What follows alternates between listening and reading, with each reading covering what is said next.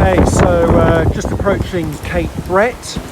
Up ahead there, that's the gateway to the Bay of Islands, and as you can see, the sea state is still quite confused. There's also quite a lot of wind noise. It's a bit of a struggle for me to steer the boat and try and film this at the same time. I'll do my best. I'm pretty shy on the wind at the moment, so I think I'm going to have to, I'm not doing very well there, I think I'm going to have to set up to jibe. I'm going to go just past Brett and then jibe and hopefully go between the headland and the island. Doing anywhere around about kind of 9-10 knots at the moment.